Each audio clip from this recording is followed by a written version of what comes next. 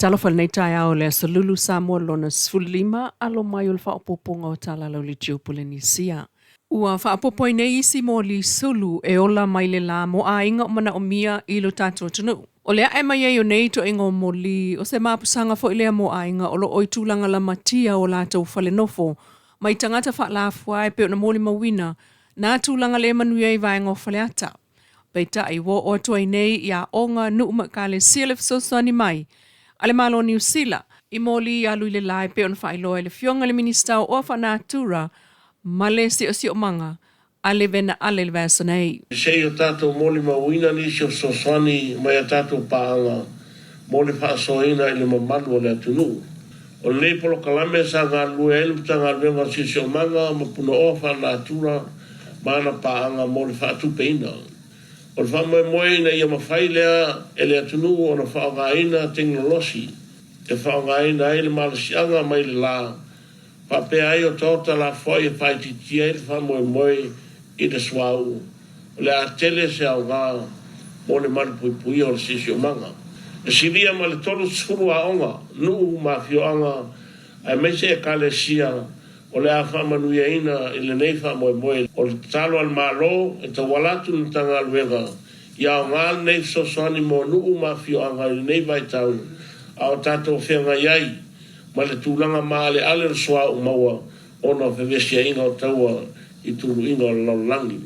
E le e fwoi lei awa noe mo le tuele nganga whaftail maro nusila mo le sosani ala le mo li alu i le la. Ele ngata moli alu le la ngā lue whaatasia ili mta ngā luenga o whaana turumasi o si o manga malo New Zealand. Ai watu e wha awau mai ai me alo whau o ngā umo e alu i kesi mai o tau mea ola mai le malo Isala elu. Whaftail mo malo Isala elu mo tātou biogas e se fulu ma le lima. Na whaftai e fo ele fionga le minista ia onga e ka le sia mainga i le lava papale a o tau mo whai ai le mta ngā luenga e sa ili so soani.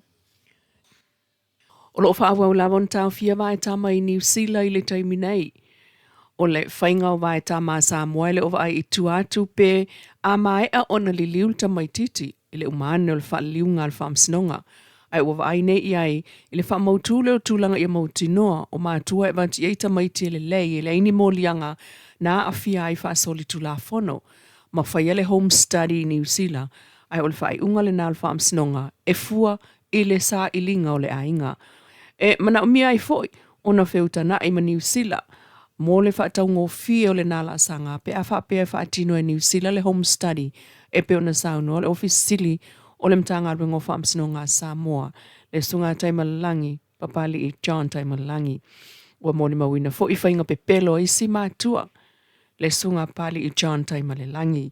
Ua mō ni mawina fo i whainga pe pelo i si mātua mai New Zealand, i le pu e mai o ata pepelo i whaatino i le vaitama, mai maua umalava e whesota inga whaona po nei. Wale o toe sao fo ina pepelo a mātua Samoa i New Zealand. O isi vaitama o le whaatino i lunga o pepa, a e leo o mai mātua i Samoa e saini pepa o whanau o le ao lātou vaitama. O mātua tonu lava nā lea iai leisi whale tonu lea na mōli mawina talui nei. I whanau na vaitama atu, ai a vatu sawa ina e mātua, ma maua atua i loa i le tūlafono a New Zealand, wāfua i le tau whinga lewa iai nei. E le a awhia le sitiseni o le tamaititi, wa umo na vaitama, vanga na i le toe whaafu i mai o le tamaititi i Samoa, ai tu maulava lona sitiseni New Zealand.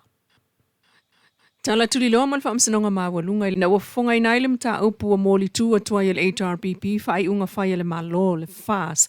E whaataitai whono ona whai pule mtangata langolango le FAS, i komiti a whono whaavai ai tū malo. Ma whaonga ai le lo ia, a le HRPP. Mr. Harrison le tū malo whaleata lua i whai mwhataita inga. O le tū malo lea sa le aisa na pālota tele lua o lua lima, ta lue na o le tuatasi na anga wa ai tau wā. Ai ua whaataitai whono e le komiti whaafoil whono whaavai tū malo. Le sui langolango le FAS mō whaleata lua.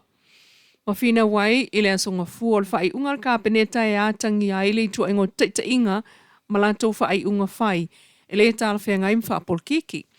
O le isi tū malo o whalea lupo, le ana whina u fo ile lo ia le HRPP, sa talo sanga fo ile whai pule ia ai au tima le avai, ai o le tala al komiti whaatonu e le i talo sanga. O le mta upu nei le FOU le whaafonga le tunu a wā sa masani foi. O na angia I whaatal noanga le taitai o le malo, ma le vasenga o Tristala, ma whaailo ai le fionga le pā le mia le mafu anga o lantou whaai unga whai. Ai, ua whaailoa le loia le HRPP, le whaamsinonga o popo lenga o le awalan whaatino ai, le whiriwhiringa le komiti whaafoe I tālo sanga, a lantou whaipule lena avatu whaatasi me trustite. O ta ua le whinaua le loia le HRPP, o le sono Novema lua o lua lima len whaasala ua iawa noa. Ai whaato a whaisuinga po aia inga o awa noa I le asolua ono Novema. Pe ta ia le iloa whaipule na suinga ina ua tālo sanga I lalo o ulua I aia inga. Ma whaawa waile suenga o lem ta upu, ele whaamsinonga mawalunga I lumola na fionga le whaamsin Silly Justice Perese. O lo ia mai le office o lo ia Silly tu la I mole li Palamia, Benjamin Keith Mamiro Louis. Ai o le lo ia o tu la I mole fas o le sunga whetulanga aia, ma le fionga mangele leo na sua, o lo tu la I mole atinu Wayne Fong o le Samoa wa Poto. Talana, o le nei tai au mai lau le tio Polynesia.